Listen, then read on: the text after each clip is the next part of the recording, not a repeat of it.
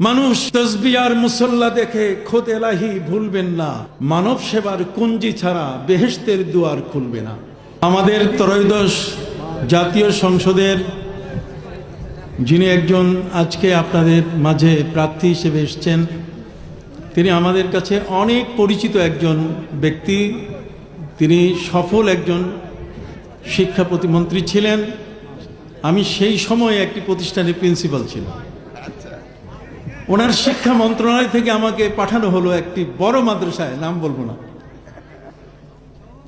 ওনার পদচারণা এত ব্যাপক ছিল যে সারা বাংলাদেশে এই নকলের মতো একটা চুরির প্রথা, বাংলাদেশের ইতিহাসে তার মতো একজন ব্যক্তি ছাড়া কেউ এটাকে দমন করতে পারে নাই। উনি সেটা করেছিলেন, আমরাও শানিত হয়েছিলাম এবং আমার হাতেও বেশ কিছু এক্সপেল হয়ে গেছে অলরেডি। সেই সফল সাবেক শিক্ষামন্ত্রী আজকে আমাদের পাশে মেহমান। আমি কিছুক্ষণ আগে আপনাদের কাছে বক্তব্যে বলেছিলাম, নবী করিম সাল্লাল্লাহু আলাইহি ওয়াসাল্লাম জ্ঞানীদের কদর করতেন। নবী করিম সাল্লাল্লাহু আলাইহি ওয়াসাল্লাম তিনি শিক্ষাবিদ যারা, শিক্ষক যারা, তাদেরকে তিনি সম্মান করতেন। বদরের যুদ্ধে, সবাই একটু মেহরবানি করে বসেন, বদরের যুদ্ধে 27 জন ব্যক্তি যাদেরকে মুক্তিপণ দিয়ে নিজেদেরকে মুক্ত করার কোনো ব্যবস্থা ছিল না। কথা বুঝতে পারছেন? সেখানে নবী করিম সাল্লাল্লাহু আলাইহি ওয়াসাল্লাম বলছেন যে তোমরা শিক্ষিত কিনা এটা বলো, তোমাদের কাছে শিক্ষা আছে কিনা। হ্যাঁ আছে। তখন তিনি বলছিলেন যে আমার এক একজন সাহাবীকে 10 দিন করে তোমরা পড়াও। তাহলে অমুসলিম শিক্ষার্থী 10 দিন করে নবীজি তার সাহাবীদের পড়াবার ব্যবস্থা করেছিলেন। সেই দিক থেকে শিক্ষা, ইকরা বিসমি রাব্বিকাল্লাযী খালাক, শিক্ষা সর্বপ্রথম আরবের মধ্যে মানুষ শিক্ষিত ছিল না।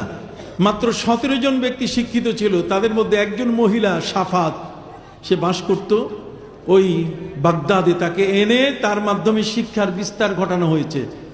একজন মাত্র মহিলা যে নিজের নাম সই করতে পারতো, আর বাকি সই করলে সবার সইগুলো একটা কাকড়ার মতো দেখা যাইতো, অক্ষর বানাইতে পারতো না। আমরা শিক্ষার দিক থেকে পিছিয়ে ছিলাম। আজকে আমাদের মাঝে যিনি মেহমান, আপনি জানেন, সেই মেহমানকে সামনে রেখে বলতে চাই, আল্লাহ আপনাকে ক্ষমতার আসনে বসার তৌফিক দিন। আমিন। আপনি জাতির খেদমত এর আগেও করেছেন, আপনি এলাকায়ও খেদমত করেছেন। এই যে আমি আসলাম আপনার কচুয়া থেকে, পলিটেকনিক্যাল যেটা পাশে, এটা আপনার করা। আমি ওই সময়কালে আমি সবার কাছে শুনেছি যে উনি এটা করতেছেন। মানুষ তসবিহ আর মুসল্লা দেখে খোদ এলাহি ভুলবেন না, মানব সেবার কুঞ্জি ছাড়া বেহেশতের দুয়ার খুলবে না। অতএব ওনাকে আল্লাহ পাক রব্বুল আলামিন কবুল করুন, সকলে বলুন আমিন। ওনার সুস্বাস্থ্য কামনা করছি এবং বিপুল ভোটে উনি যেন বিজয়ী হতে পারেন। আল্লাহ যেন আমাদের জন্য সেবক হিসাবে কবুল করেন, সকলে বলুন আমিন। আমরা সেই ইসলাম চাই যে ইসলাম আমাদেরকে গীতায় নিয়ে যাবে না, গীতা পাঠ করাবে না। আমরা সেই ইসলাম চাই না যে ইসলাম আমাদেরকে ওই মন্দিরমুখী করবে। আমরা মসজিদমুখী থাকতে চাই। কি আপনি হাত উঁচু করে বলেন, থাকতে চাই কিনা? আমরা আল্লাহর ঘরে পড়ে থাকতে চাই। আমাদের পরিচয় মন্দির নয়, আমাদের পরিচয় কি? মসজিদ।